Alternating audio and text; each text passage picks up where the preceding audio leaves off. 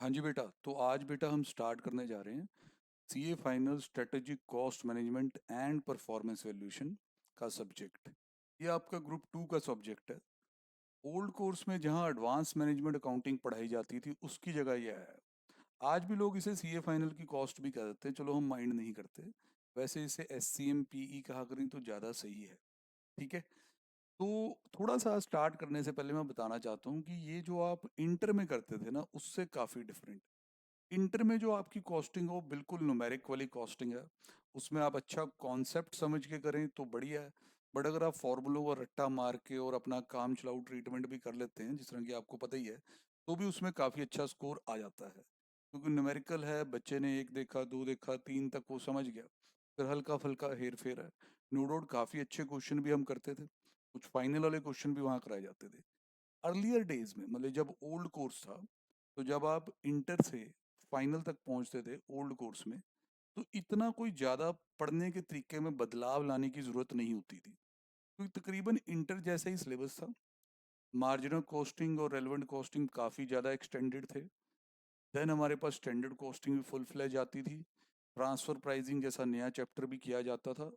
और operation research, जिसमें L L P, linear programming problem, transportation assignment, काफ़ी कुछ है जो स्कोरिंग वाला। तो बड़े इजीली बच्चा, मतलब कि अपनी टेक्निक में कोई ज़्यादा बड़ा चेंज किए बगैर आराम से ओल्ड कोर्स की कॉस्टिंग को, जैसे वो इंटर में कॉस्टिंग पढ़ता था वैसे ही पढ़ के इंटर जैसे नंबर भी ले जाता था। 80-90 की लाइन में भी स्कोर आ जाता था। खूब क्वेश्चन दबा के प्रैक्टिस, ये सारा आपको पता ही है, जो फॉर्मूले रहते हैं। ठीक है। बट सर यहाँ पे ਜਿਹੜੀ सिचुएशंस हैं वो अलग हैं। मई 18 से न्यू कोर्स का सिलेबस आया। काफ़ी ज़्यादा चेंजेस थे। उस वक्त जो मॉड्यूल इंस्टीट्यूट ने सबसे पहले इशू किए, अब तो खैर 2 बार रिवाइज हो चुके हैं। केस स्टडी, डाइजेस्ट जैसी चीज़ें भी आ चुकी हैं। तो जो पहला एडिशन था मॉड्यूल्स का, उनको देख के लग रहा था कि जैसे सब्जेक्ट बिल्कुल थ्योरी में चला जाए। बहुत कम केस स्टडीज दे रखी थी, थ्योरी से भरपूर थे। पर पता था कि अभी अर्ली स्टेज है, तो आने को कुछ भी आ जाएगा। तो पूरा प्रैक्टिकल भी उस वक्त किया गया था और काफ़ी प्रैक्टिकल अप्रोच ही रही। अगर शुरू के कुछ पेपर देखें, नो डाउट सिंपल प्रैक्टिकल नहीं है, थोड़ा थोड़ा थ्योरी भी आपको लिखनी पड़ती है, ऐसा प्रैक्टिकल है।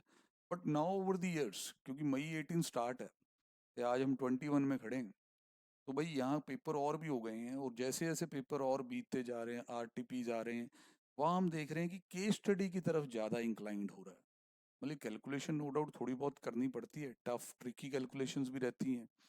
स्टैंडर्ड कॉस्टिंग है, ट्रांसफर प्राइसिंग है, प्राइसिंग डिसीजंस हैं, सीवीपी है, तो प्रैक्टिकल तो रहेगा ही रहेगा। बट साथ में केस स्टडी वाला टच होता है। कुछ ना कुछ रिकमेंड करो, सुजेस्ट करो, और purely case study based question भी आ जाते हैं। तो मैं रिक्वेस्ट करूंगा, ये वो कोर्स नहीं है जो आप इंटर में किया करते थे। ये थोड़ा मॉडर्नाइज है, जिस तरह इंडस्ट्री में कॉस्ट मैनेजमेंट है जो, वैसे है। रियल लाइफ की स्टडी टाइप क्वेश्चन दे रखे हैं, जहाँ समझदारी वाला बच्चा जो समझ के काम करना पसंद करता है, बहुत इंजॉय करेगा।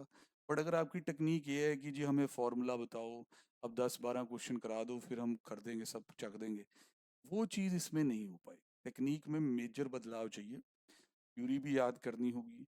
और ये एक ऐजा कोर्स है जिसको अर्ली ही स्टार्ट करना चाहिए, ताकि पहली बार आप एक बार देखते हैं कि सारी ये नई नई चीज़ें क्या है, कॉस्ट ऑफ क्वालिटी क्या होता है, बैलेंस स्कोर कार्ड्स क्या होते हैं, माइकल पोर्टर साहब क्या कह रहे हैं।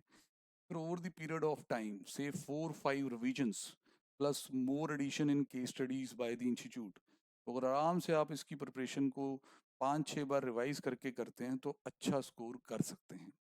काफ़ी चीज़ें आपको ध्यान में रखनी होंगी ऑन द स्पॉट, क्योंकि केस स्टडी में कंपनी किस फील्ड में स्ट्रगल कर रही है, एडवाइस किस तरफ जानी चाहिए, वो तो आ जाता है। बट उसमें पॉइंट क्या involve, cost of quality involve है, या कॉम्पिटिटिव एडवांटेज का पॉइंट है, या बैलेंस स्कोर कार्ड के किसी परस्पेक्टिव से पूछा गया है, वो भाई वही बंदा बता सकता होता है जिन्हें इस चीज़ों की अच्छी तरह से रीडिंग लगाई है, शॉर्ट नोट्स बनाए हैं और समझा भी है। ताकि ऑन द स्पॉट, जिसे वो कहते हैं ना हैंड आई कोऑर्डिनेशन क्रिकेट में, वैसा यहाँ कि केस देखा आपको सीधा याद आ गया कि ये तो स्ट्रेटेजिक पोजीशनिंग एनालिसिस पे आ गया है, ये तो कॉस्ट ऑफ क्वालिटी पे आ गया है। तो इस तरीके से पहले राउंड में जब आप पढ़ेंगे तो चीज़ें काफ़ी नई लगेंगी। हम काफ़ी स्लो पेस पे चलेंगे, आराम आराम से। जो हमारे लेक्चर्स होंगे इसमें, जो बैच है और अराउंड 70 मिनट्स 75 मिनट्स मैक्सिमम इतने का लेक्चर होगा, इससे कम जरूर हो सकता है। तो मैंने आपको जिस तरह बैच जब लॉन्च हुआ तो बताया था इसके बारे कि लंबे समय में ख़त्म होने वाला है, रोज का एक लेक्चर, ताकि आर्टिकलशिप वाला बच्चा इंजॉय करे आराम से। लंबी वैलिडिटी है, आराम से आप करें। थोड़ा ये स्टार्ट करने से पहले हम एक सिलेबस का ओवरव्यू लेंगे, ताकि देखने में लग जाएगा कि हाँ भाई चीज़ें अलग है नहीं है। सर ये है हमारा फाइनल कोर्स पेपर 5। डेफिनेटली हम सिर्फ न्यू कोर्स के बैचेस की ही बात कर रहे हैं। Strategic cost management and performance valuation. तो पहले इसमें कंटेंट आता है strategic management and decision making के नाम से। वहाँ वैसे 35 to 40 लिखा है, पर जो स्ट्रेटेजिक कॉस्ट मैनेजमेंट है वो 25% की वेटेज 100 में से रखेगी। यहाँ इंट्रो जो कि हमारा पहला चैप्टर होगा, इसके सारे ये कॉन्सेप्ट क्या होता है, यदि लिमिटेशंस क्या हैं, और जो strategic traditional versus SCM difference यहाँ बहुत ब्रीफ में लिखा है। इसके अलावा माइकल पोर्टर साहब यहीं से ही एंट्री ले लेंगे। काफ़ी इंपॉर्टेंट चीज़ें हैं जो केस स्टडी जस्ट जो इंस्टीट्यूट ने बनाया हुआ पीछे, मतलब कि आपको ना एक पूरा मॉड्यूल अलग से दे रखा है जिसके अंदर केस स्टडीज ही दी हैं, तो उसमें लगने वाले पॉइंट भी पहले चैप्टर से ही आ जाएंगे। देन आप मूव करते हैं मॉडर्न बिजनेस एनवायरनमेंट की तरफ। अब इसमें कई चीज़ें आप नई नई सीखते हैं, जैसे कि कॉस्ट ऑफ क्वालिटी, जिसे वो दो पार्ट में डिवाइड कर देता है, cost of conformance, cost of non conformance. Conformance मतलब कि जो आपने चाहा वैसा बना प्रोडक्ट, तो उसके रिगार्डिंग भी आपको काफ़ी खर्चे करने पड़ते हैं क्वालिटी मेंटेन रखने के लिए। यू कंफर्म करे what you promise to the customer, और अगर वो कंफर्म ना किया then you have to face the rejections, returns, तो उसकी काफ़ी कॉस्ट होती है। तो अब हमने इसमें एक इक्विलिब्रियम या एक बैलेंस बनाने की कोशिश करनी है, इंप्रूव करने की कोशिश करनी है। काफ़ी अच्छे क्वेश्चन यहाँ से मिलेंगे। Then there is a process of TQM, जिसके बारे बच्चे कहते हैं कि इंटर लेवल पे जब आप स्ट्रेटेजिक मैनेजमेंट पढ़ते हैं EIS में, वहाँ भी TQM आपने पढ़ रखी है। बहुत अच्छी बात है बेटा। देन बिजनेस एक्सलेंस मॉडल है। ये सारा ऐसी चीज़ें हैं कि जिनमें पहले काफ़ी थ्योरी है, देन उसके रिगार्डिंग केस स्टडीज़ भी हैं, और TQM के तो प्रैक्टिकल सम भी हैं, कॉस्ट और क्वालिटी के भी न्यूमेरिकल सम बिल्कुल बनते हैं। Then there is a throughput accounting या थ्योरी ऑफ कंस्ट्रेंट। ये भी एक नया टॉपिक है। जैसे आप इंटर में कंट्रीब्यूशन निकालते थे, हाँ सर वो तो बहुत अच्छे से याद है। कंट्रीब्यूशन क्या होता था सर? सर ये तो होता था selling price per unit minus variable cost per unit, इसे हम कंट्रीब्यूशन कहते थे। हाँ जी सर। या थ्रूपुट कंट्रीब्यूशन निकालना सीखोगे। अच्छा ये क्या होता है सर? सर थ्रूपुट में जो वेरिएबल कॉस्ट है, उसमें सिर्फ एक ही चीज़ को वेरिएबल माना गया है, that is the material cost. इसके अलावा ये कहते हैं कि बाकी सब फिक्स्ड है, लेबर ये वो सब फिक्स्ड। और प्रैक्टिकली अगर देखें तो आज की इंडस्ट्री में पीस रेट पे कम ही पेमेंट होती है। कई इंडस्ट्रीज कर रही हैं, ऐसी बात नहीं है। ये कहते हैं जी लेबर भी क्वालिफाइड होती है आज की डेट में, उसने भी कोई डिग्री डिप्लोमा कर रखा होता है, कोई मशीन चलाने का एक्सपीरियंस होता है उसको, तो they normally ask for a monthly pay with all kind of benefits, superannuation benefits. तो थ्रूपुट वाले बिलीव करते हैं कि जो मटेरियल है वही सिर्फ वेरिएबल है, तो थ्रूपुट कंट्री में वेरिएबल कॉस्ट सिर्फ क्या रहेगी? मटेरियल। फिर इसमें जो थ्योरी ऑफ कंस्ट्रेंट साथ में लिखा है, ये देखिए थ्योरी ऑफ कंस्ट्रेंट साथ में लिखा है, ये आपको इंटर में CVP के चैप्टर में होने वाली एक और घटना, की फैक्टर प्रॉब्लम्स याद है कि कभी मशीन आवर्स की फैक्टर हो गए, कभी लेबर आवर्स की फैक्टर हो गए, वैसा कुछ सिखा देगा। Then supply chain management, gain sharing, ये सब। फिर अगला चैप्टर बड़ा ही प्यारा आता है सर, यहाँ से तो प्रैक्टिकल काफ़ी खूब भर के है। यहाँ पे हमारे पास जस्ट इन टाइम आता है जेट, जिसका हम कभी जिक्र करते थे इंटर में मटेरियल के चैप्टर में, जब EOQ किया करते थे, याद होगा सर। EOQ कहता था कि मैं जेट सिस्टम ऑफ इन्वेंट्री पे बेस्ड हूँ। जेट सिस्टम ऑफ इन्वेंट्री का मतलब क्या होता है कि जितना मटेरियल प्रोडक्शन के लिए एग्जैक्टली चाहिए वही मंगवाया जाएगा, और जैसी ही प्रोडक्शन ओवर हो जाएगी इन्वेंट्री ज़ीरो हो जाएगी, कुछ एक्स्ट्रा नहीं होगा, और नेक्स्ट मटेरियल तभी आएगा just before the commencement of production. तो नो डाउट इंटर में तो हमने थोड़ा बहुत इसे किया था, एक आधा क्वेश्चन मैंने आपको करवा भी दिया था। यहाँ फुल फ्लेज जिट को इम्प्लीमेंट करने के लिए प्री रिक्विजिट्स क्या हैं, इसकी लिमिटेशन क्या है, फिर केस स्टडी टाइप क्वेश्चन है कि कंपनी ट्रेडिशनली चल रही है, वो जिट पे आ गई है, तो फ़ायदा नुकसान बताइए। ठीक है, ऐसे क्वेश्चन भी हैं जिसमें हम कैपिटल बजटिंग तक भी यूज़ करेंगे, प्रेजेंट वैल्यूज तक निकलवा देंगे, समझ रहे, डिपेंडिंग। देन काइजन कॉस्टिंग आती है। ये सर एक जैपनीज टेक्निक है जो बिलीव करती है कॉन्टिन्यूस इम्प्रूवमेंट में। मतलब ये कहती है कि देखो कोई भी परफेक्ट नहीं है, सबको इम्प्रूव करने की ज़रूरत है, और इम्प्रूवमेंट रातों रात नहीं होगी। छोटे छोटे चेंजेस रोज करते जाएं, सीखते जाएं, बेटर होते। जैसे सीए फाइनल स्टूडेंट भी इसी अप्रोच से ही चलता है। पहले पढ़ना शुरू करता है, एक बेसिक आइडिया लगता है, फिर रिवीजन लगाता है और बेटर हो जाता है, टेस्ट देता है, अच्छा फिर आइडिया लगता है कि यहाँ यहाँ प्रॉब्लम है टेक्निक में, दोबारा फिर टेस्ट के लिए आता है और बेटर होता है। समझे कि नहीं? तो हम भी काइजन ही एक तरह से प्रैक्टिकल लाइफ में फॉलो कर रहे होते हैं, डे बाय डे इम्प्रूव कर रहे होते हैं। देन 5S आते हैं जो भी हमें सारा बताएंगे, सॉर्ट, शाइन, ये वो, space management. Then total productive maintenance. Sir इसमें भी काफ़ी इश्यूज हैं, इस पे कितना खर्चा किया जाए, कैसे हमें हेल्प करेगा। फिर cellular manufacturing, one piece flow production system, काफ़ी चीज़ें, 6 सिग्मास, सब किया जाएगा। भाई अभी ये पहला पार्ट ही चल रहा है जिसमें से उन्होंने बोला था कि 25% पेपर आपका आएगा, और इन सब में क्षमता है बड़ी केस स्टडी उठाने की। ये 20 नंबर का सवाल भी ला सकते हैं किसी भी एक चैप्टर में से। ये टॉपिक बहुत ही बढ़िया है, business process engineering. Then cost management techniques आती हैं जिनमें फिर कईयों में काफ़ी न्यूमेरिकल्स के चांस हो जाते हैं। ये तो सर एक डिफरेंस बिटवीन है, ये इंटर में भी हम करते थे। कॉस्ट कंट्रोल तो कॉस्ट रिडक्शन। कंट्रोल क्या होता था? स्टैंडर्ड सेट करना और फिर वेरिएंस एनालिसिस करना कि क्या कॉस्ट जितना स्टैंडर्ड सेट किया था उसी के आसपास है। कॉस्ट रिडक्शन क्या होता था?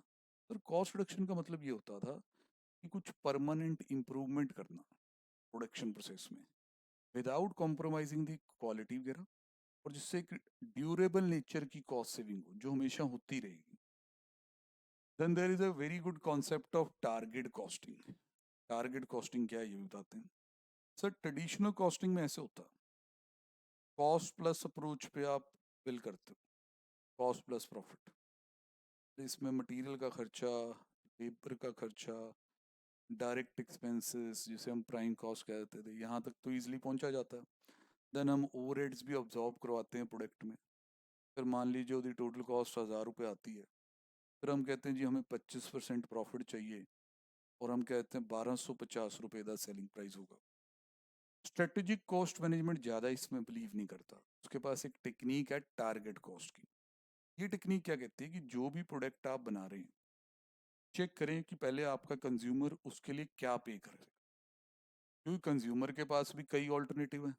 अब ये थोड़ा ना है कि अकेले आप ही बना रहे हैं, कई और ब्रांड्स में वो प्रोडक्ट आता होगा। फिर आप कुछ एडिड न्यू फीचर्स दे रहे हैं, ज़्यादा बेटर कस्टमर सर्विस दे रहे हैं, उसके लिए शायद आप थोड़ा प्रीमियम चार्ज कर सकते हैं। तो ऐसे में आप अपना सेलिंग प्राइस पहले एस्टिमेट करें, एस्टिमेटेड सेलिंग प्राइस। ठीक है जी।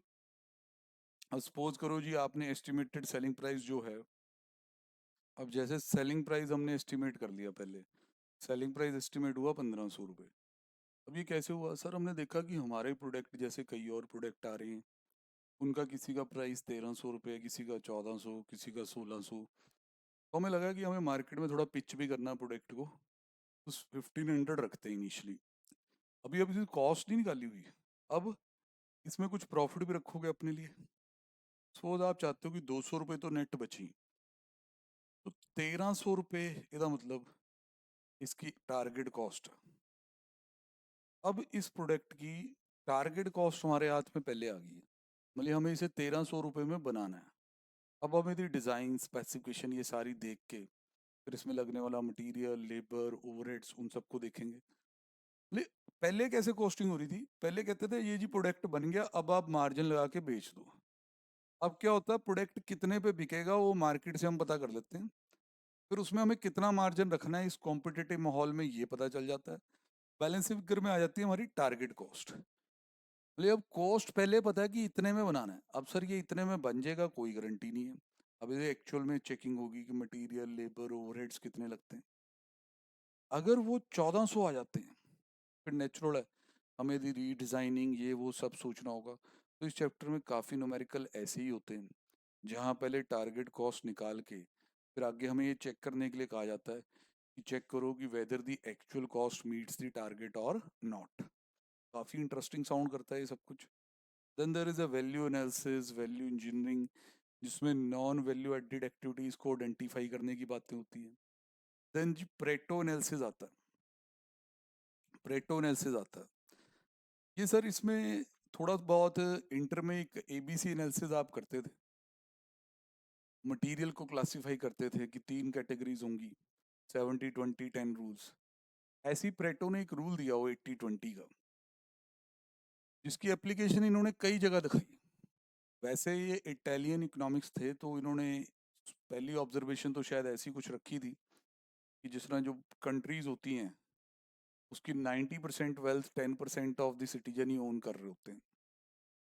फिर उन्होंने काफ़ी जगह इस ऑब्जर्वेशन को लगाया और एक 80-20 रूल बनाया अपना। परफेक्ट 80-20 नहीं होता, कई बार इसके आसपास हो जाता। जस्ट सपोज एक कंपनी है जिसके कहने को 10 प्रोडक्ट हैं। 10 प्रोडक्ट हैं। अब 10 प्रोडक्ट की 1000 करोड़ की टोटल टर्नओवर है। Total turnover 1000 crore. ये बिल्कुल हो सकता है कि इसमें से 80% ऑफ द रेवेन्यू, मतलब कि 800 करोड़ की सेल, 20% मतलब कि 10 का 20 मतलब दो प्रोडक्ट ही आपकी 80% सेल को ड्रिवन करते हो। ये रूल कस्टमर पे भी लग सकता है। कहने को आपके 100 कस्टमर हैं और हो सकता है उनमें से 20% ही 80% ऑर्डर्स देते हो। बहुत चीज़ों पे यदि एप्लीकेशन की जा सकती है बिजनेस सिचुएशन में, ये सब हम प्रेटो एनालिसिस में देखेंगे। लाइफ साइकिल कॉस्टिंग, इतना प्यारा टॉपिक जो अपने बलबूते पे 20 मार्क्स तक का क्वेश्चन भी लगा देता है। सर इसमें सारी बातें होती हैं कि जब कोई भी प्रोडक्ट आता है तो उसमें एक इंट्रोडक्शन स्टेज है, फिर उसके बाद जी ग्रोथ स्टेज है, then there is maturity, then decline. तो सभी स्टेज वाइज हमारी स्ट्रैटेजीज क्या होनी चाहिए, प्राइसिंग के रिगार्डिंग, एडवर्टीजमेंट के रिगार्डिंग। और कई बार क्वेश्चन ऐसा हमारे सामने रख दिया जाता है कि ये प्राइसिंग चल रही है, ये स्ट्रैटेजीज चल रही है रिगार्डिंग एडवर्टीजमेंट। आइडेंटिफाई करें प्रोडक्ट अपनी लाइफ साइकिल की कौन सी स्टेज पे। बहुत ही अच्छा topic. Then environmental management accounting, EMA. Sir इस पे ना इंस्टीट्यूट ने काफ़ी कुछ बना दिया। इन्वायरमेंट का बहुत बड़ा इशू है आजकल, आपको पता है। की स्टडीज़ हैं, थोड़ी टफ सी थ्योरी भी है थोड़ी सी, और खास पेपर पे इम्पैक्ट ज़्यादा नहीं होगा। तो ये एक ऐजा टॉपिक है जो आने वाले टाइम में पेपर में अपनी एंट्री काफ़ी ज़बरदस्त कर सकता है। फिर cost management for specific sectors. शुरू वाले मॉड्यूल के वर्जन में तो बहुत ही बेकार सी थ्योरी यहाँ दे रखी थी। अब जो लेटेस्ट वर्जन आए हैं उसमें थ्योरी थोड़ी बेटर कर दी गई है, एग्जाम्पल्स वगैरह भी डाले गए हैं। ये सर पहले वाला सब पार्ट खत्म होता है जिसमें उन्होंने 25% बोला है। देन 15% स्ट्रेटेजिक डिसीजन मेकिंग है, जिसमें बच्चे जब देखते हैं तो उन्हें थोड़ी राहत सी मिलती है कि कुछ जाना पहचाना दिख रहा है। CEP analysis. Sir CEP analysis में हम बता दें कैसे, कि कई बच्चे क्या होते हैं कि इंटर लेवल पे हमारे से नहीं पढ़े हुए हैं, तो उनको सीईपी के बेसिक्स इतने अच्छे नहीं होते। तो इसमें क्वेश्चन लिमिटेड हैं पर अच्छे लेवल के क्वेश्चन हैं। तो उन बच्चों के लिए हम इंटर वाले भी कुछ क्वेश्चंस अपनी असाइनमेंट में डाल देते हैं। अगर वो कहेंगे कि हमें पूरे ही लेक्चर इंटर के सीईपी के दे दिए जाएं, वो भी दे दिए जाएंगे, ताकि आपके बेसिक्स पहले बन जाए इसमें, ताकि मैं अच्छे लेवल का क्वेश्चन जब कर रहा हूँ तो आपको दिक्कत ना हो। फिर इसमें रेलेवेंट कॉस्ट वाला कॉन्सेप्ट भी आता है। रेलेवेंट कॉस्ट अगर देखें तो पुराने कोर्स में एक बहुत बड़ा चैप्टर था, किसी वक्त ये इतना हिट था कि रेलेवेंट ही कम से कम 20-22 नंबर का पेपर दे देती थी हमें। अब इसमें हल्का फुल्का यूसेज यहाँ भी है, इसमें भी हमने यही काम कर रखा है। पुराने कोर्स के भी न्यूमेरिकल उठा रखे हैं, ज़्यादा लोड नहीं डालेंगे बट करके जाएंगे कि बाई चांस अगर न्यूमेरिकली आप रेलेवेंट के क्वेश्चन ज़्यादा किए हैं then you have a advantage. Then activity based costing का भी थोड़ा है। इंटर में आपने सारी कर रखी है क्योंकि नए कोर्स में एबीसी आ चुकी हुई है, तो इसको भी यूज़ करना हमें आता है। थोड़ी रिवीजन जरूर करवा दी जाएगी। Ethical and non financial considerations, जैसे इसमें कुछ केस स्टडीज रिलेटेड सवाल हैं इस चैप्टर में, तो एक आधा आपको सुनाता हूँ ताकि आपको दिख जाए आने वाली चीज़ें। उससे बंदा इंप्रेस होता है कि देखो यार इतनी बढ़िया चीज़ें हैं। सवाल एक हॉस्पिटल का रखा गया है इसमें। वो कुछ ऑपरेशन का ना पैकेज पुकेज ऑफर करते हैं। जैसे नी रिप्लेसमेंट का पैकेज हमारे पंजाब में या नॉर्थ साइड तो बहुत ही पॉपुलर है, ऑल ओवर इंडिया भी पॉपुलर ही है। उसमें नी रिप्लेसमेंट वो कहते हैं जी इतना खर्चा आएगा, इसमें आप 3 दिन आपको रखा जाएगा, फिर आप चलने फिरने लायक हो जाएंगे, घर चले जाओ। ऐसा कुछ केस दिखाते हैं केस स्टडी में। और वहाँ वो कहते हैं कि यार एक ना एडवाइस दी किसी कंसल्टेंट ने हॉस्पिटल को कि उस पैकेज में अभी पेशेंट का स्टे 5 डेज है और उससे हम इतने लाख रुपए ले रहे हैं, सर्जरी प्लस स्टे। तो पैकेज में उसे 5 दिन मान लो हॉस्पिटल में रख रहे हैं। उसने एडवाइस दी कि 5 के बजाय उसे 4 दिन रखा जाए, इससे बेड जल्दी खाली होंगे और पेशेंट एडजस्ट हो सकते हैं। अब ये एडवाइस एथिकली सही नहीं है, क्योंकि उस केस में ये भी लिखा गया कि ऐसा करने से एक दिन केयर जो कम होएगी तो देर इज़ अ चांस कि शायद उसे रीऑपरेट करना पड़ जाए। अब जो फाइनेंशियली सोचते हैं उस केस में दोनों दोनों पक्ष रखे गए हैं उसमें ना। जो फाइनेंशियली सोचते हैं वो कहते हैं ठीक है, ये दोबारा करने लग गए तो फिर और पैसा आएगा, एक दिन जो यहाँ बचा लिया उसमें और पेशेंट एडजस्ट हो जाएगा। पर जो एथिकली सोच रहे होते हैं वो कहते हैं नहीं, ये तो यार किसी की जान के साथ खिलवाड़ वाली बात है। तो हमें वो बड़ा अच्छा केस स्टडी एक्सपीरियंस कराता है कि किस तरह कॉर्पोरेट लेवल पे भी जब ये चीज़ें होती होंगी, कुछ लोग तो पैसे के पीछे ही भागेंगे। वो तो कहेंगे बढ़िया है जी, पैकेज के पैसे तो पूरे ही आने हैं, एक दिन पहले निकालो कोई बात नहीं, दोबारा आएगा, हमारे से ही इलाज कराएगा। कुछ लोग एथिकल होंगे, कोड ऑफ कंडक्ट फॉलो करते होंगे, जान की वैल्यू करते होंगे। तो आंसर नो डाउट एथिक्स के अकॉर्डिंग ही आता है कि हम तो आंसर एथिक्स के अकॉर्डिंग ही देंगे। फाइनेंशियल गेन जो होना है वो जरूर बता देंगे। प्राइसिंग स्ट्रेटजीज का चैप्टर आ जाता है। ये चैप्टर भी यही है कि अगर आपको देखिए जी प्रैक्टिकली कॉस्टिंग अच्छी आती है तो ये आप अच्छा कर सकते हैं, यहाँ भी न्यूमेरिकल्स के चांसेस आपको मिल जाएंगे। बाकी पूरा अच्छी तरह पढ़ने वाला है। देन उसके बाद जी अगला पार्ट शुरू होता है 35 to 40% का एक और part, performance evaluation and control. अभी तक तो स्ट्रेटेजिक कॉस्ट मैनेजमेंट चल रहा था अगर आप ध्यान दें। अब जो इसका दूसरा हिस्सा है परफॉर्मेंस वैल्यूएशन, वहां आप पहुंचे। यहाँ रिस्पॉन्सिबिलिटी अकाउंटिंग, फिर क्रिटिकल सक्सेस फैक्टर्स, काफ़ी बार इसमें से सवाल आ सकता है केस स्टडी बेस्ड। केपीआईज ये सारे सर बहुत बढ़िया हैं। बैलेंस स्कोर कार्ड पे बहुत केस स्टडी है। Performance pyramid, prism, building block, बहुत ही ज़बरदस्त, बहुत बड़ी बड़ी केस स्टडीज़ हैं इसकी। फिर एनपीओ के अंदर परफॉर्मेंस कैसे मैयर होनी है, ज़बरदस्त चैप्टर है जी, केस स्टडी से भरा हुआ। देन एक चैप्टर आता है प्रैक्टिकल। इसमें ज़्यादा जब पेपर में आप बात करेंगे, ये ओल्ड कोर्स में भी रहा है और न्यू कोर्स में भी रखा गया है इसे, टीपी ट्रांसफर प्राइसिंग। पहले मैं क्लियर कर दूं, ये वो सेक्शन 92 ये वो वाली ट्रांसफर प्राइसिंग नहीं है जो आप डीटी में पढ़ते हैं, डायरेक्ट टैक्स में। ये यहाँ पे डिविजनल ट्रांसफर प्राइसिंग की बात है कि डिवीजन ए टू बी अगर कुछ आउटपुट ट्रांसफर करना है ए ने अपना बी को, तो टीपी क्या होगा। कई मेथड्स हैं, कई कन्फ्लिक्ट हैं, बहुत ज़बरदस्त न्यूमेरिक्स भी हैं और केस स्टडी बेस्ड क्वेश्चन भी है। अगला एक चैप्टर आता है स्ट्रेटेजिक एनालिसिस ऑपरेटिंग इनकम। बहुत आसान सवाल इससे बन सकते हैं, बहुत ही ज़्यादा इजी, और जिसमें कैलकुलेशन भी सिंपल ही रहेगी। एक आधी केस स्टडी में दम है, बाकी ठीक ठाक ही है। देन मैनेजरियल कंट्रोल में चलते हैं तो बजटरी कंट्रोल का चैप्टर आता है।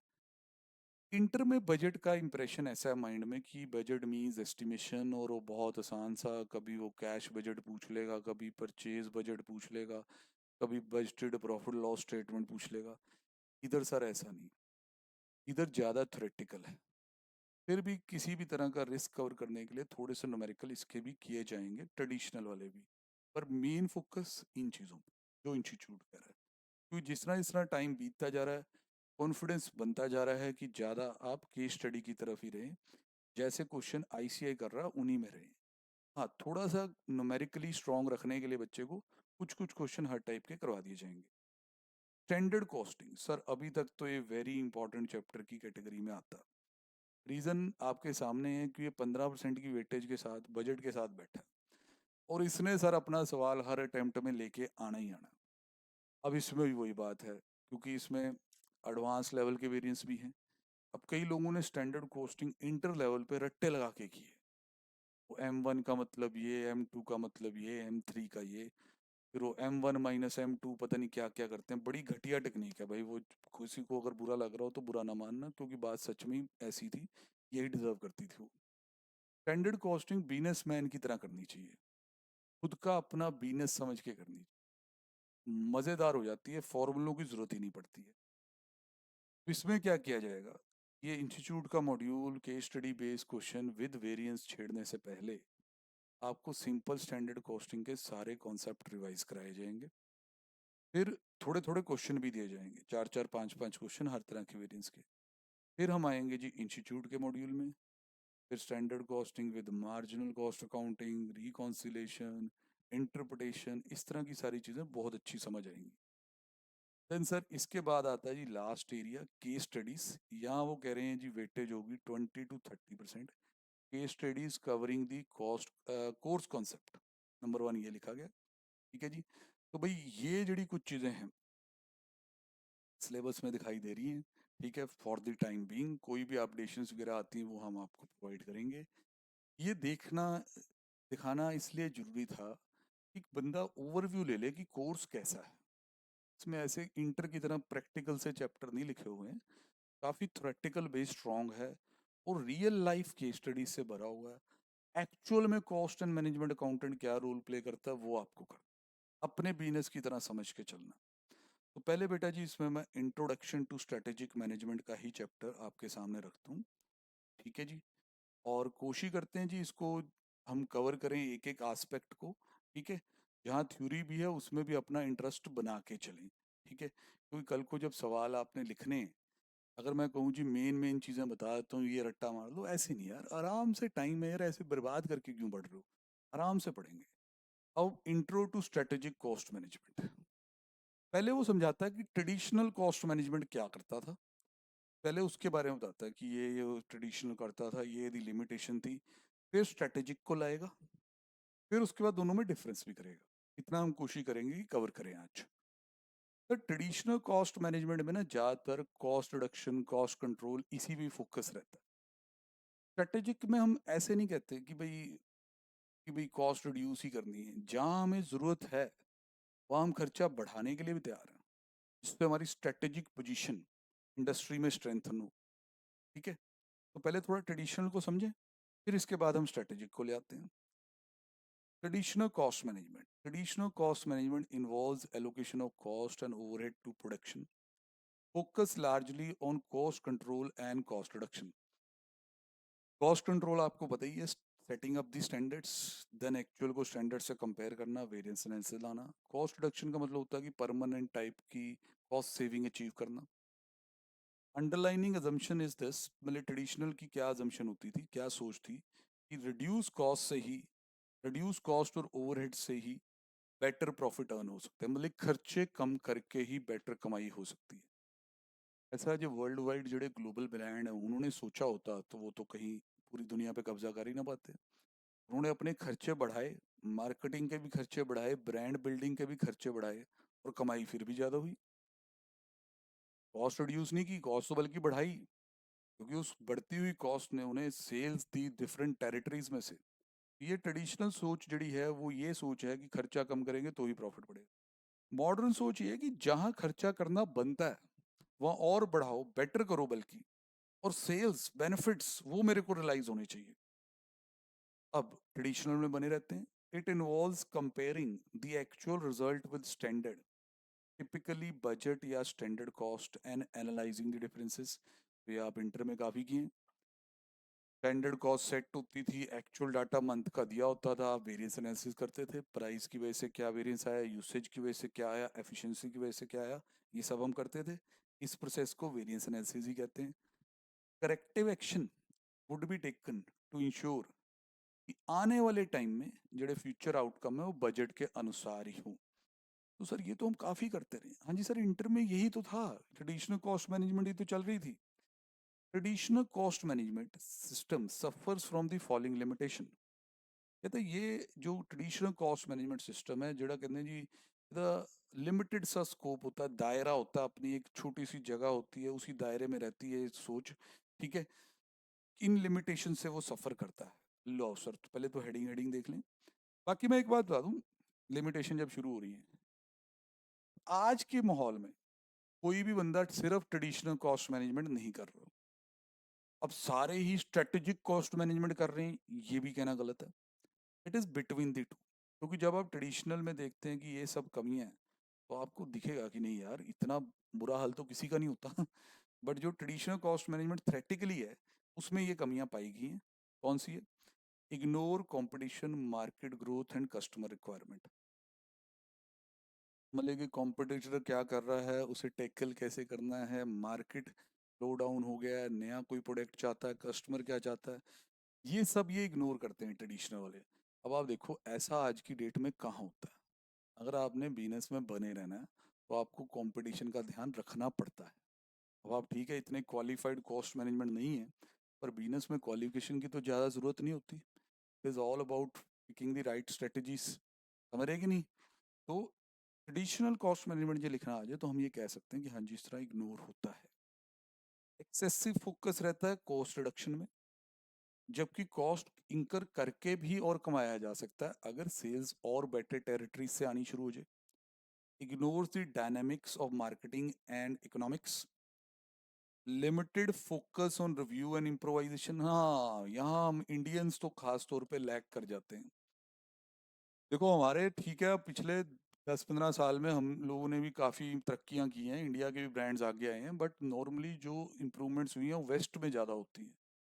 वहाँ के ब्रांड्स ज़्यादा ग्रो किए, उनके प्रोडक्ट्स के हम गुलाम बनते गए।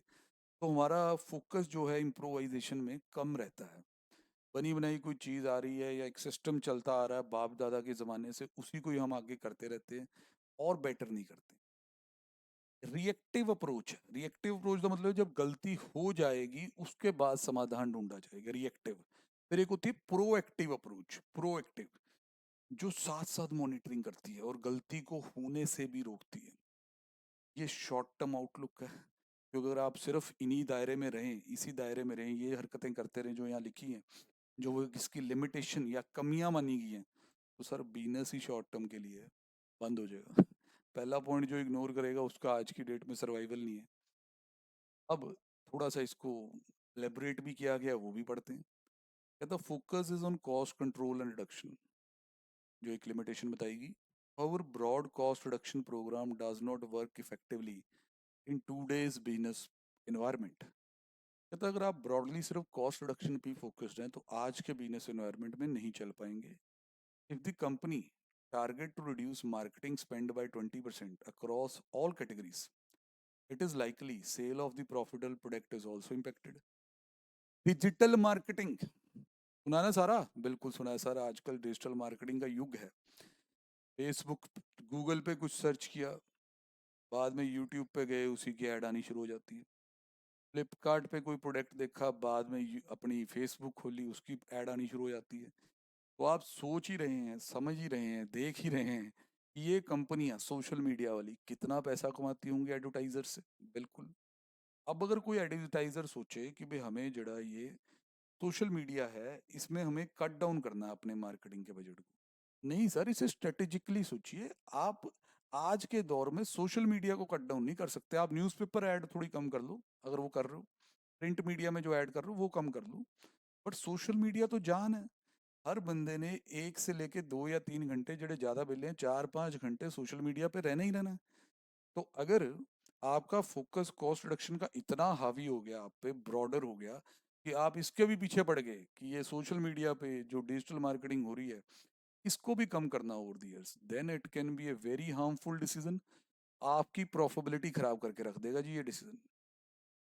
और आगे बढ़ते हैं। Traditional cost management system has internal focus and does not look at the external factors like competition growth.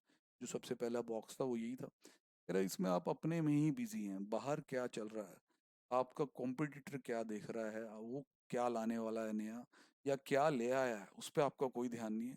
Market किधर को ग्रो कर रही है, ऑनलाइन में ग्रो कर रही है या फेस टू फेस में ग्रो कर रही है, टीचर्स के एंगल से बोल दिया है पॉइंट। कस्टमर रिक्वायरमेंट, स्टूडेंट क्या चाहता है, ये सारी चीजें देखनी होंगी।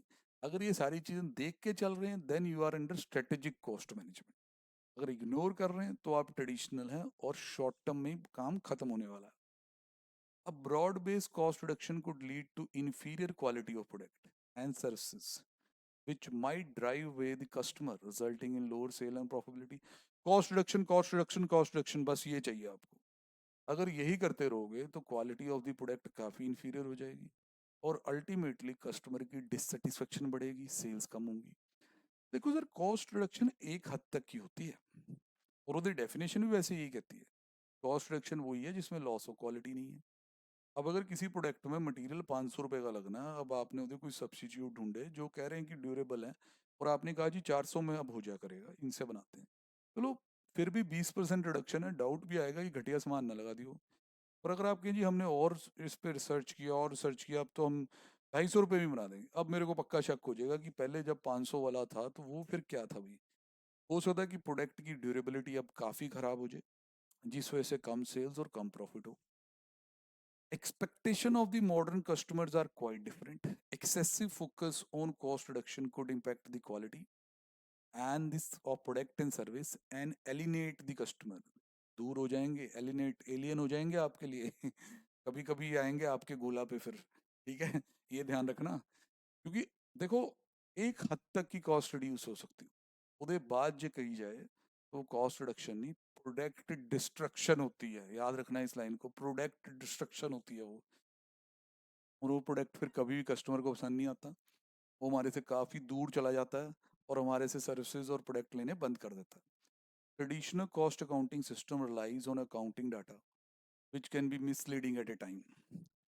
Financial statement can be a great reporting tool but might not assist in decision making. यार फाइनेंशियल स्टेटमेंट से केड़ी डिसीजन मेकिंग होनी है, पी एंड एल और बैलेंस शीट से बैठे अब तुम यहाँ पी रेशियो बुक वैल्यू देख के डिसीजन लोगे क्या, ठीक है।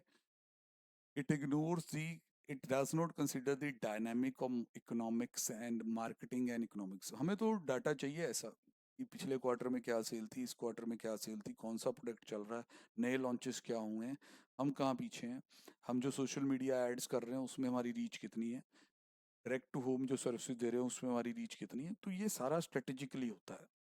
There is a limited review, there is a limited focus on review and improvisation. ये रिएक्टिव अप्रोच है, शॉर्ट टर्म आउटलुक है, for example saving cost on annual basis. Outlook तो यदि शॉर्ट टर्म है ही है, मैंने मैं भी बताया था कि फिर बिजनेस भी शॉर्ट टर्म ही है अगर ये लिमिटेशन सारी की सारी उसमें पाई जाती हैं। तो ये तो है जी प्योरली ट्रेडिशनल वाली, जिसको अगर मान लो कभी किसी केस स्टडी में जोड़ना हो और वो ऐसे हमें कह दें कि भाई आप कुछ बताओ कि जो ये ट्रेडिशनल ये फॉलो कर रहे हैं यदि लिमिटेशंस क्या होती हैं। पर नंबर वन लिमिटेशन है excessive focus cost reduction and cost control पे, जैसे कि यहाँ से हम साथ साथ देखते हैं, दोबारा हाईलाइट भी करते रहते हैं, उस टेबल से भी आप याद कर सकते हो वो भी है, बट यहाँ थोड़ा दोबारा पढ़ने का भी मौका मिलता है। फिर उसके बाद इधर इंटरनल फोकस ही है और ये ऐसी चीज़ें इग्नोर कर देता है। नोट्स में भी बेटा जो घर पे आपके पहुंच चुके हैं ना उसमें इसी तरीके से आपने हाईलाइट करते जाना होता है। फिर जब बहुत ज़्यादा कॉस्ट रिडक्शन आप करते हैं तो इन्फीरियर क्वालिटी होगी, लोअर सेल हो जाएंगी। एक्सपेक्टेशन ऑफ कस्टमर जड़ी है वो काफ़ी डिफरेंट है आज के ज़माने में, ज़्यादा कॉस्ट रिड्यूस करने से शायद आप उन्हें मेट ना कर पाएँ। और जो ट्रेडिशनल कॉस्ट अकाउंटिंग सिस्टम जो डाटा अकाउंटिंग वाला है वो मिसलीडिंग है हमारे लिए। लिमिटेड फोकस है रिव्यू एंड इम्प्रोवाइजेशन पे, ये रिएक्टिव अप्रोच है, शॉर्ट टर्म आउटलुक। तो अगर मेन मेन देखें sir, focused on cost control and reduction. दूसरा जी आपका इंटरनल फोकस है, आप कंपटीशन मार्केट ग्रोथ ये सब देख ही नहीं रहे, ज़्यादा ही कॉस्ट रिडक्शन के कारण इन्फीरियर क्वालिटी हो जाएगा। फिर उसके बाद accounting data can be misleading जो यहाँ है। देन आप एक चीज़ और इग्नोर कर रहे हैं, that is review and improvisation. आपकी रिएक्टिव अप्रोच है, गलती होने के बाद फिर सुधारते हैं, रोकते नहीं है गलती को। शॉर्ट टर्म आउटलुक, ये हमारे ट्रेडिशनल कॉस्ट मैनेजमेंट वाले। अब आता है वो जो आपका सब्जेक्ट है, स्ट्रेटेजिक कॉस्ट मैनेजमेंट, कि ये भाई क्या करता है, फिर इसे बढ़िया कैसे मानते हैं। ये सारी अपनी बातें बतानी शुरू करता है यहाँ पे, फिर दोनों में डिफरेंस भी आएगा, यहाँ तक तो इस लेक्चर में आराम से देखेंगे। स्ट्रेटेजिक कॉस्ट मैनेजमेंट, पहले थोड़ा डेफिनेशन ऊपर से पढ़ते हैं क्या कहता है। Strategic cost management is the process of reducing the total cost, अच्छा ये भी कोशिश करते हैं खर्चा कम करने की, while improving the strategic position of business. Cost कम करने के साथ साथ हमारी जो पोजीशन है इंडस्ट्री में उसको भी इंप्रूव करने की कोशिश होगी, मतलब we will be in a better position than earlier, ये फोकस भी रहेगा। This goal can be accomplished by having a thorough understanding और which cost supports a company strategic position, कि कौन सा खर्चा हमारी स्ट्रेटेजिक पोजीशन को और बेटर करने में कारगर है, एंड विच कॉस्ट इधर वीकन्स इट, और कौन सा हमें पिछड़ रहा है, पीछे ले जा रहा है, या ऐसा जिसका कोई इम्पैक्ट है ही नहीं। जिस तरह आजकल के इस दौर ने हमें ये सिखाया कि अगर आप एक डायमेंशन में बैठे हैं और एकदम से इस पेंडेमिक ने सारे एक डायमेंशन वाले प्लेयर्स को बड़ा ही दुखी किया। तो अपनी स्ट्रेटेजिक पोजीशन बनाए रखने के लिए आपको दूसरे डायमेंशंस पे फोकस करना है। बहुत ज़्यादा business work from home shift हुए, एआई यूज़ की गई, ट्रमेंडस आर्टिफिशियल इंटेलिजेंस इन्वेस्टमेंट्स की गई उस पे। अब अगर आज के इस दौर में अपनी स्ट्रेटेजिक पोजीशन को और स्ट्रेंथन करना है ताकि कॉम्पिटिटर डरे आपसे और आप मार्केट में दिखें, तो ऑब्वियस है आप आर्टिफिशियल इंटेलिजेंस, सॉफ्टवेयर्स, टेक्नोलॉजी, इनके रिगार्डिंग जेडे खर्चे हैं उनको तो बेटा बढ़ावा देंगे ही देंगे। इनको तो रिड्यूस करने की कोशिश नहीं करेंगे। Natural value for money analysis करूंगा पहले मैं कि हाँ भाई ये नई टेक्नोलॉजी मेरे को क्या फ़ायदा देगी, वो करूंगा। और फिर ऐसे खर्चे जो पहले होते थे जब ये वर्क फ्रॉम होम मॉडल्स नहीं थे, डिजिटल मॉडल्स नहीं थे, वो आज की डेट में शायद मेरे किसी काम के नहीं है, तो उन्हें मैं रिड्यूस करने की कोशिश करूंगा। उदा एग्जाम्पल हमने देखा भी, कंपनियों ने अपने ऑफिस स्पेस छोटे कर दिए। कई कई लीज डीड जुड़े 20-20 साल के लिए हो रखे थे, 10-10 साल के लिए हो रखे थे, प्रीमियम दे के कैंसिल किए गए, पेनल्टी दे के कैंसिल किए गए, क्योंकि वो इतने बड़े बड़े दफ्तर, इतना इतना अरेंजमेंट स्ट्रेटेजिक पोजीशन को स्ट्रेंथन करने के लिए नहीं चाहिए था। आज के युग में एआई में इन्वेस्टमेंट चाहिए थी, टेक्नोलॉजी में इन्वेस्टमेंट चाहिए थी, तो हम उधर चले। समझ रहे हैं? तो स्ट्रेटेजिक कॉस्ट मैनेजमेंट प्रोसेस ये भी वही है, reducing the total cost, but बेटा साथ साथ आपकी पोजीशन को इम्प्रूव करना है इंडस्ट्री में। और इसने फिर बताया कि इसमें अंडरस्टैंडिंग चाहिए होगी कि कौन सा खर्चा हमारे लिए स्ट्रेटेजिकली इम्पोर्टेंट है और कौन सा ऐसा है जिसका कोई फायदा नहीं है, या कौन सा ऐसा है जिससे हम पिछड़ रहे हैं। तो जिसका कोई फायदा नहीं है, जो हमें पिछड़ रहा है, उसे आप बंद करो। अब कहते हैं in modern business environment it is not sufficient to control the cost, a business must focus to manage strategically. कहते हैं सिर्फ कंट्रोल करना मतलब स्टैंडर्ड सेट करना और फिर उसी दायरे में रह गए और उससे खुश होना कि देखिए जी वेरिएंस पॉजिटिव है, ये सही नहीं है। स्ट्रेटेजिक मैनेजमेंट चाहिए इसकी। बजट बनाया डिजिटल मार्केटिंग का, अब उससे ज़्यादा भी खर्चा करना पड़ सकता है। जब दिखे कि सारे कर रहे हैं, मैं भी मार्केट में अपना दमखम दिखाना है, अपने प्रोडक्ट्स दिखाने हैं कस्टमर तक, देख रहे हैं कि नहीं? The business today operate in an environment with stiff competition, increasing consumer demand for quality product, technology and revolution. कहता आज का जो बिजनेस एनवायरनमेंट है वो काफ़ी सख्त कंपटीशन है, और कस्टमर की डिमांड्स दिन ब दिन उसे बेटर क्वालिटी, बेटर टेक्नोलॉजी, ये सब चाहिए। Ultimate objective is to earn better profit and create value for the shareholder. Sir ये तो हम एफएम में भी पढ़ते हैं, वेल्थ मैक्सिमाइजेशन, अर्निंग मैक्सिमाइजेशन।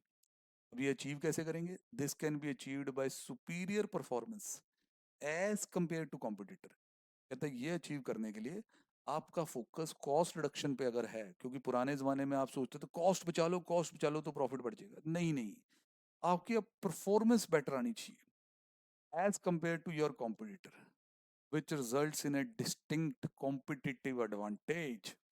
जिसपे हमारे माइकल पोर्टर साहब ने पूरी किताब लिख दी है, और उस किताब का कई पन्ने कह लो जी इस इंस्टीट्यूट के मॉड्यूल में दर्ज हैं, फिर हम आगे स्लोली स्लोली देखेंगे। Strategic cost management is application of cost management technique, so they improve the strategic position of business as well as control the cost। Definition में भी हमने ये देखा था कि कॉस्ट तो रिड्यूस करनी है, बट साथ साथ अपनी स्ट्रेटेजिक पोजीशन को और स्ट्रेंथन करना। मतलब जो हमारी रणनीति है ना, उसमें हम ये स्ट्रेटजी बना के चलते हैं कि भाई हम और बेटर दिखें, हम पिछड़े हुए ना दिखें, हमारा ब्रांड चमके, कस्टमर को अपील करे, अच्छे प्रोडक्ट हों, कॉम्पिटिटर को टक्कर दें। Cost management technique should be such they improve the position of business apart from focusing on controlling the cost। Basic aim कहता है जी इसमें यही है कि आपके पास सस्टेनेबल कॉम्पिटिटिव एडवांटेज आ जाए, जो प्रोडक्ट डिफरेंशिएशन या कॉस्ट लीडरशिप से लाई जा सकती है। या मैंने इसलिए बोल दिया कि कई बार इनमें से एक हो तो भी चल जाता। Sustainable competitive advantage through, sustainable मतलब जो बनी रहेगी, कॉम्पिटिटिव एडवांटेज मतलब कुछ ऐसा जो आपके कॉम्पिटिटर के पास नहीं है, आपके पास है, जिस वजह से कस्टमर आपके पास आते हैं। Product differentiation, sir product differentiation में तो गूगल का नाम भी बहुत ऊपर आता है। अब कितने सर्च इंजन हैं, कहने को है सिर्फ, पर चलता कौन है? गूगल। क्योंकि जो उसकी कैपेबिलिटीज हैं, एक वर्ड्स जो आप लिखते हैं, टाइप करते हैं और इतने ज़्यादा सर्च रिजल्ट आ जाते हैं। ये याहू के पास तो कभी नहीं है, रेडिफ के पास कभी नहीं है, हॉटमेल में कभी नहीं होता था। ठीक है, तो ये तो है प्रोडक्ट डिफरेंशिएशन, जिसमें हम देख सकते हैं कि भाई ज़बरदस्त जड़ी चीज़ है, कॉम्पिटिटिव एडवांटेज गूगल को देती जा रही है।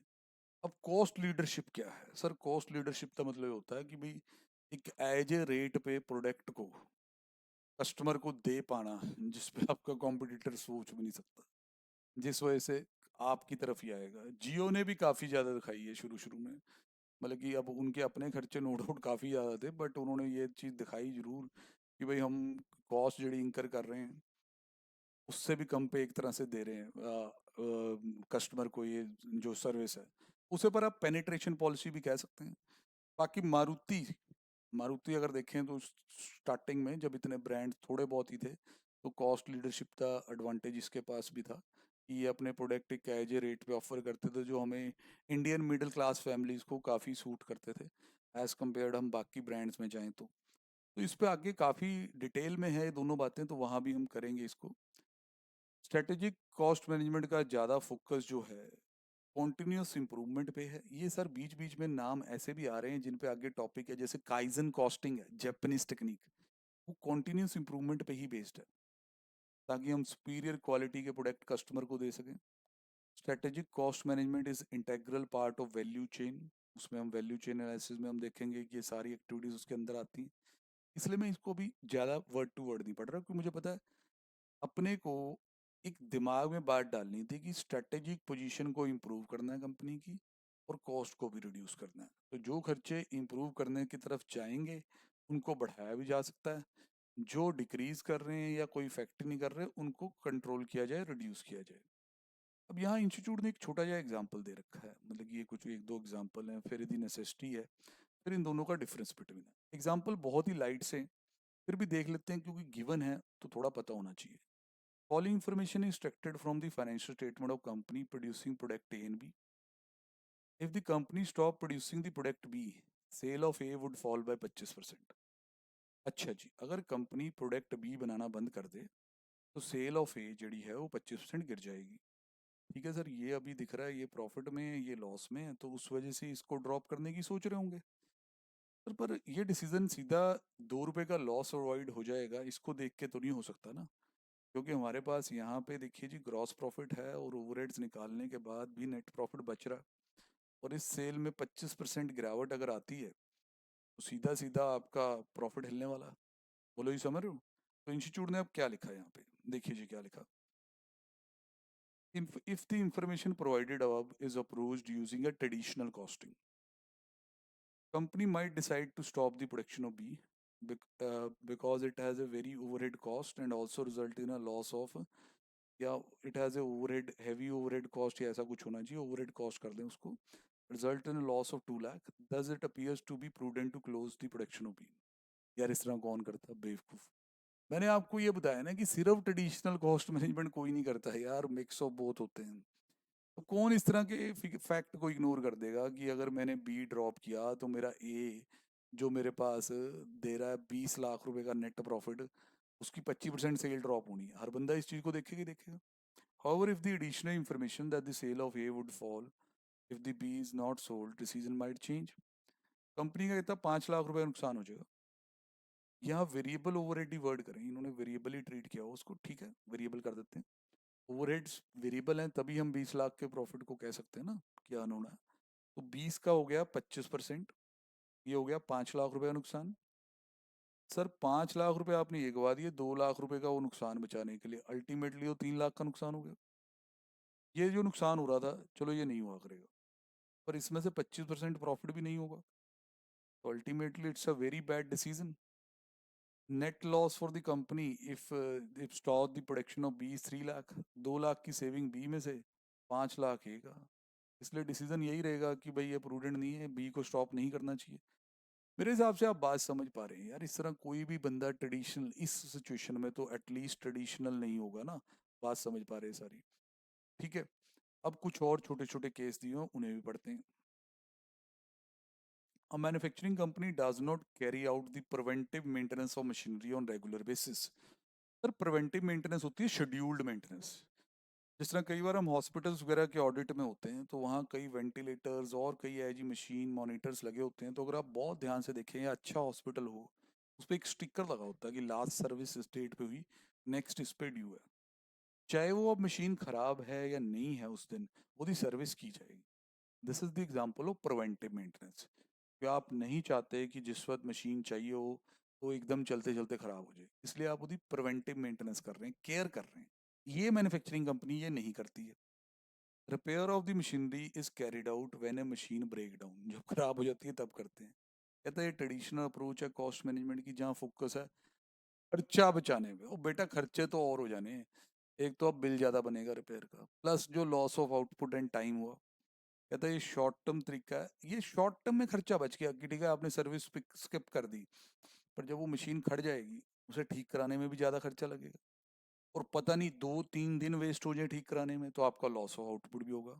देखो बता रहा है, when the machinery break down company loses more time in terms of time production, idle time, lack of regular preventive maintenance, planned shutdown time also reduces the life of machine and has a long term impact।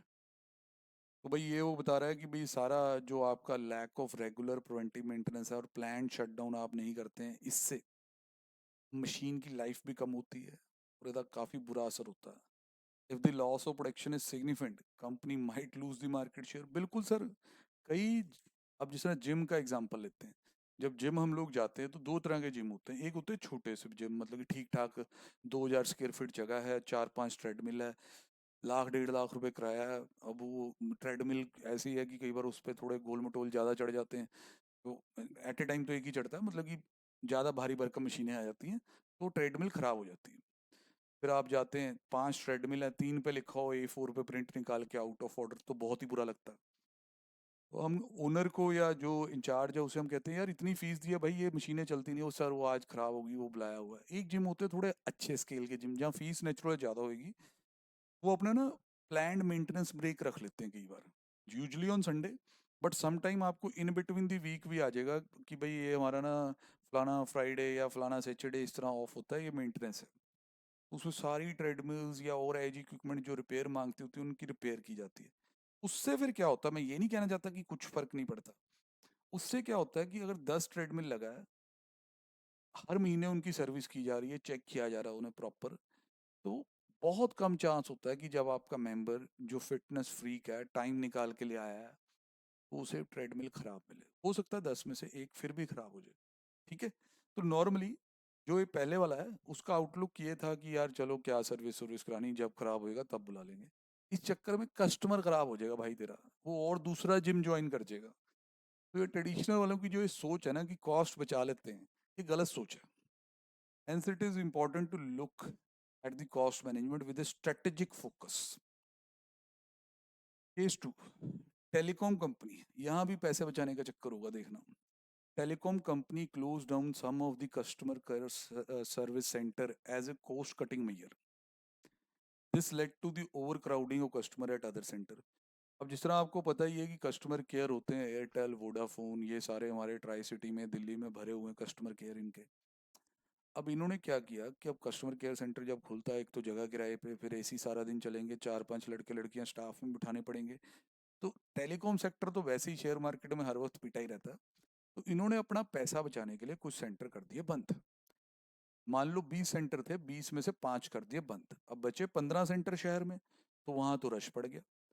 Volume work at other centre increased, impacting the performance of employ. बस फिर wait करें जी, wait करें, token ले लें, कोई नहीं फिर आपको बुलाते हैं। Both the customer and employee, the two key stakeholders, दोनों स्टेक होल्डर हैं नेचुरलाइज एंटिटी के, पर not happy with the decision. Employee रोएगा भाई हमारी सैलरी वही है, पहले हम 150 कंप्लेंट देखते थे दिन की, अब 400 देख रहे हैं। कस्टमर कहेगा भाई इनका तो यार पता ही नहीं चलता, गलत मलत बिल बना के भेज देते हैं, ठीक करवाने आओ तो पूरा दिन बिठा लेते हैं।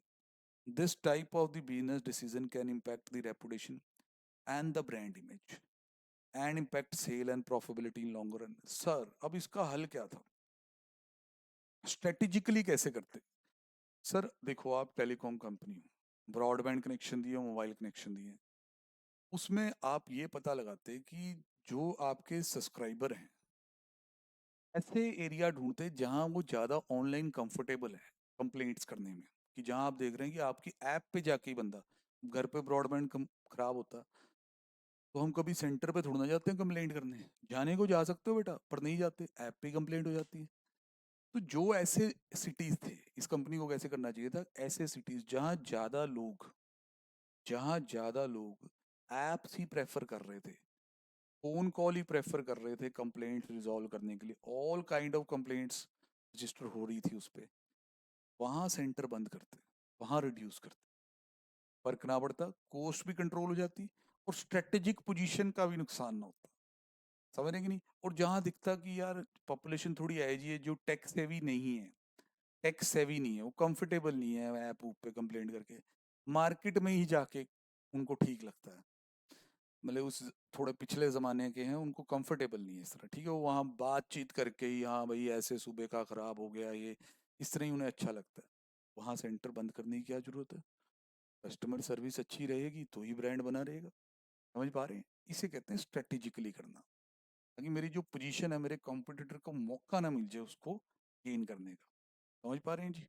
और आगे बढ़ते, necessity of strategic cost management. अब एक टॉपिक आता है, यदि जरूरत क्या है, जरूरत तो अभी मैंने इस एग्जांपल में भी दिखा दिया आपको, is a cost analysis in a broader context where strategic element become more explicit and formal, strengthening the position of company.